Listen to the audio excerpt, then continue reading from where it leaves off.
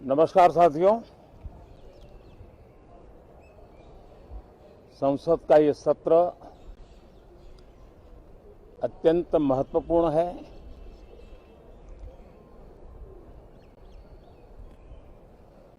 देश आजादी के अमृत महोत्सव मना रहा है।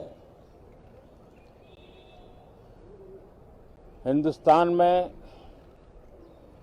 चारों दिशाओं में से इस आजादी के अमृत महोत्सव के निमित्त रचनात्मक, सकारात्मक, जनहित के लिए, राष्ट्रहित के लिए सामान्य नागरिक अनेक कार्यक्रम कर रहे हैं, कदम उठा रहे हैं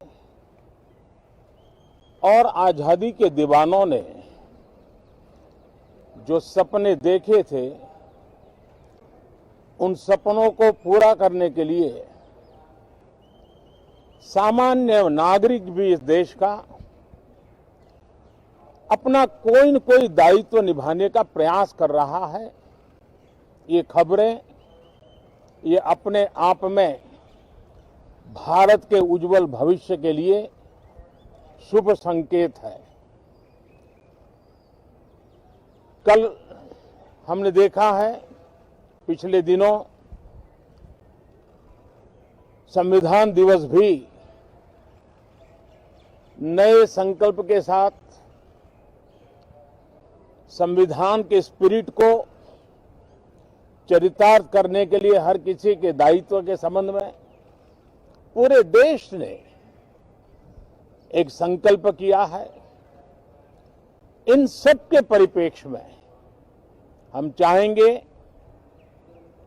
देश भी चाहेगा, देश का हर सामान्य नागरिक चाहेगा कि भारत का संसद का ये सत्र और आगे आने वाले भी सत्र आजादी के दीवानों की जो भावनाएं थी, जो स्पिरिट था, आजादी के अमृत महोत्सव का जो स्पिरिट है, उस स्पिरिट के अनुकूल संसद भी देश हित में चर्चाएं करे, देश की प्रगति के लिए रास्ते खोजे, देश की प्रगति के लिए नए उपाय खोजे और इसके लिए ये सत्र बहुत ही विचारों की समृद्धि वाला,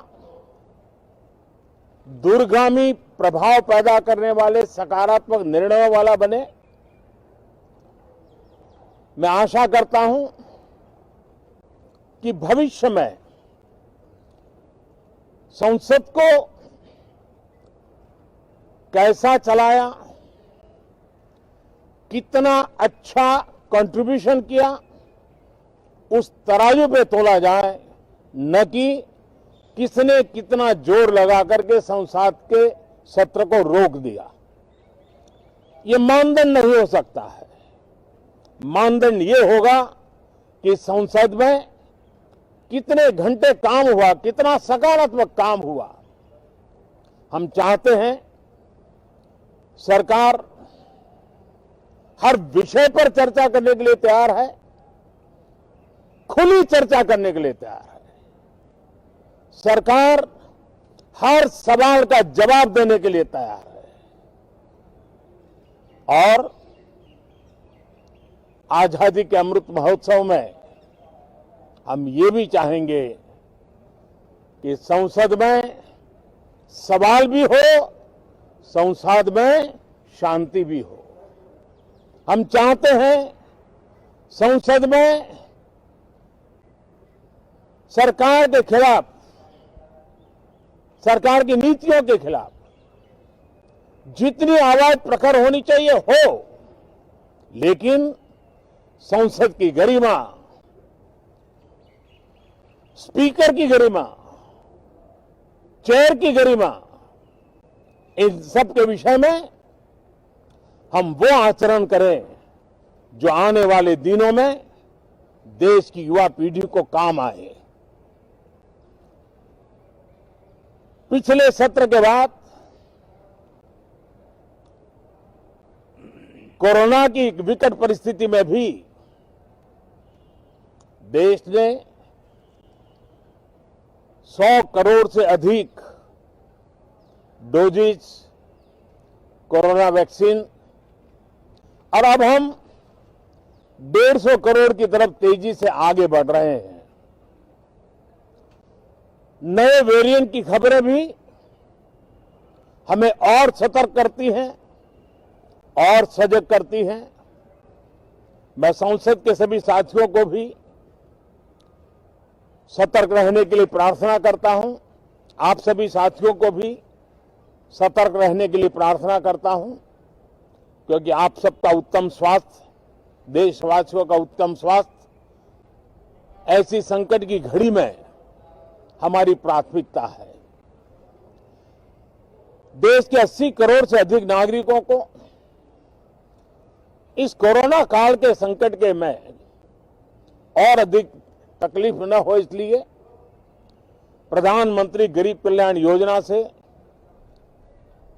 अनाज मुफ्त में देने की योजना चल रही है। अब इसे मार्च 2022 तक समय आगे कर दिया गया है। करीब 2,60,000 करोड़ रुपए की लागत से 80 करोड़ से अधिक देशवासियों को गरीब के घर का चूल्हा जलता रहे, इसकी चिंता की गई है। मैं आशा करता हूं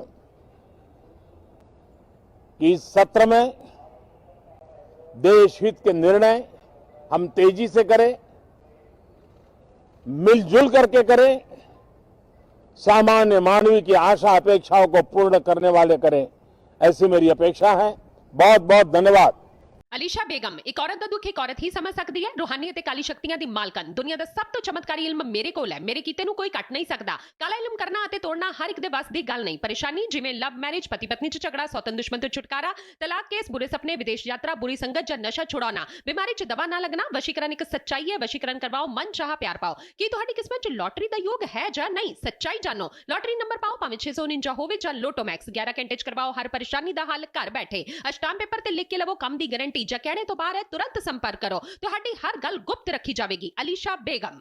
वर्ल्ड फेमस बाबा सलीम खान 21 ਵਾਰ 골ਡ ਮੈਡਲਿਸਟ। ਸਾਰੀਆਂ ਥਾਵਾਂ ਤੋਂ ਨਿਰਾਸ਼ ਅਤੇ ਮਾਇੂਸ ਹੋਣ ਵਾਲੇ ਇੱਕ ਵਾਰ ਫੋਨ ਜ਼ਰੂਰ ਕਰੋ, ਜਿਵੇਂ ਚਾਹੋਗੇ ਉਵੇਂ ਹੋਏਗਾ। It's my promise, immediately result, open challenge. ਇਲਮਾਂ ਦੇ ਮਾਹਿਰ A to Z ਸਮੱਸਿਆਵਾਂ ਦਾ ਫੋਨ ਤੇ ਘਰ ਬੈਠੇ ਕਰਵਾਓ ਹੱਲ। ਵਸ਼ੀਕਰਨ ਅਤੇ ਮੁੱਠ ਕਰਨੀ, ਲਵ ਮੈਰਿਜ, ਸੌਤਨ ਅਤੇ ਦੁਸ਼ਮਣ ਤੋਂ ਛੁਟਕਾਰਾ, ਪੱਕਾ ਕੰਮ ਪੱਕਾ ਹੱਲ, 101% ਦੀ ਗਾਰੰਟੀ, ਅਸ਼ਟਾਮ ਪੇਪਰ ਸਮੇਤ। ਸਭ ਤੋਂ ਪਹਿਲਾਂ ਕੰਮ ਕਰਨ ਦਾ ਵਾਅਦਾ, ਨੌਕਰੀ, ਪ੍ਰਮੋਸ਼ਨ, ਕਾਰੋਬਾਰ 'ਚ ਪਰੇਸ਼ਾਨੀ, ਘਰ 'ਚ ਝਗੜਾ, ਕੋਰਟ ਕੇਸ, ਤਲਾਕ, ਪ੍ਰਾਪਰਟੀ ਝਗੜਾ, ਪਤੀ ਪਤਨੀ 'ਚ ਅਣਬਣ, ਜਾਦੂ ਟੋਨਾ, ਮਨਮੋਹਣੀ ਵਸ਼ੀਕਰਨ ਕਰਵਾਓ ਜਾਂ ਤੁੜਵਾਓ, ਰੁੱਸੇ ਨੂੰ ਮਨਾਉਣਾ। ਹੁਣੇ ਕਾਲ करो बाबा सलीम खान 98 199 37 460। ਨਾ ਤੂੰ ਫੇਰ ਝੰਡਾ ਚੁੱਕ ਲਿਆ। ਤੂੰ ਪੰਜੇ ਵਾਲਾ ਝੰਡਾ ਚੁੱਕੀ ਰੱਖਿਆ ਤੇ ਹੁਣ ਕੇਸਰੀ ਚੁੱਕ ਲਿਆ। ਮੂਰਖ ਸਾਂ ਮੈਂ, ਕਮਲਾ ਹੋ ਗਿਆ ਸਾਂ। ਝੂਠੇ ਲਾਰਿਆਂ ਵਿੱਚ ਫਸ ਗਿਆ ਸੀ ਮੈਂ। ਕਹਿੰਦੇ ਸੀ ਸਾਰੇ ਕਰਜ਼ੇ ਮਾਫ ਕਰ ਦਿਆਂਗੇ, ਸਹੂਲਤਾਂ ਮਿਲਣਗੀਆਂ। ਮਿਲ ਗਈਆਂ ਫਿਰ। ਸਵਾ ਕਰਜ਼ਾ ਮਾਫ ਕਰਨਾ ਤੇ ਦੂਰ, ਨਾਲ ਦਾ ਖੇਤ ਵੀ ਬੈਂਕ ਵਾਲੇ ਲੈ ਗਏ। ਆੜਤੀ ਦੇ ਤਰਲੇ ਕਰ ਕਰਕੇ ਮਸਾਂ ਇੱਕ ਛੋਟਾ ਖੇਤ ਬਚਿਆ। ਇਹਦੇ ਨਾਲੋਂ ਤਾਂ ਬਾਦਲ ਕਿਤੇ ਚੰਗੇ ਸੀ। ਹਾਂ, ਉਹ ਗਰੀਬਾਂ ਬਾਰੇ ਸੋਚਦਾ ਸੀ। 200 ਯੂਨਿਟ ਬਿਜਲੀ ਦੇ ਫ੍ਰੀ ਸੀ। ਆਟਾ, ਦਾਲ, ਪੈਨਸ਼ਨ ਸਭ ਟਾਈਮ ਸਿਰ ਮਿਲ ਜਾਂਦਾ ਸੀ। ਆਪਣੀ ਜੋਤੀ ਦੇ ਵਿਆਹ ਦਾ ਸ਼ਗਨ ਵੀ ਤੇ ਝਟਪਟ ਹੀ ਮਿਲ ਗਿਆ ਸੀ। ਸਿਹਤ ਬੀਮਾ ਸੀ। ਪਿੰਡਾਂ ਦੀ ਨੁਹਾਰ ਬਦਲਣ ਲਈ ਖੁੱਲੇ ਗ੍ਰਾਂਟਾਂ ਦੇ ਗੱਫੇ। ਬਥੇਰਾ ਕੁਝ ਹੋਇਆ ਹੈ। ਹੁਣ ਕਰੀਏ ਕੀ? ਕਰਨਾ ਕੀ ਹੈ? ਐਤਕੀ ਉਹਦੀ ਬਾਂਹ ਫੜਨੀ ਹੈ ਜਿਹੜਾ ਸਮਝੇ ਸਾਡੇ ਦਰਦਾਂ ਨੂੰ।